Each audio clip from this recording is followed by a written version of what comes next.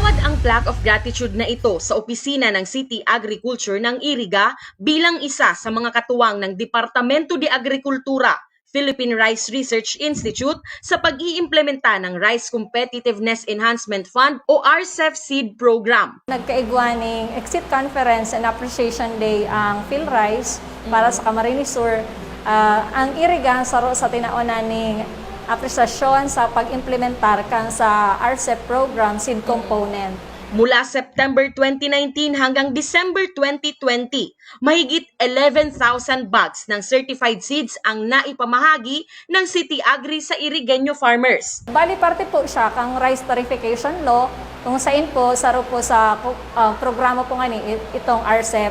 And saro sa component kay ito, bali apat ang component na ito, seed, mechanization, extension, tapos po sa assistance na. And ang seed component is under PhilRice, kaya po ang Iriga, ang saro naging recipiente ka mga banhi, kung nahiling mo po duman sa bagsakan, dakulo ng banhi na certified palay seeds.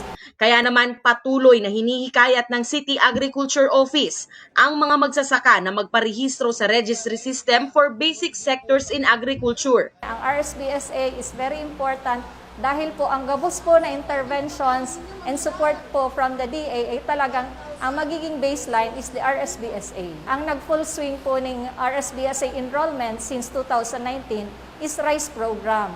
Nasa ano pa lang po kita, 80% po siguro ang naka-register pa.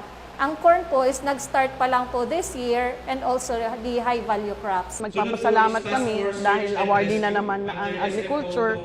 Congratulations to our department head, Janice Orsiga, and the entire staff and all those people behind the scene.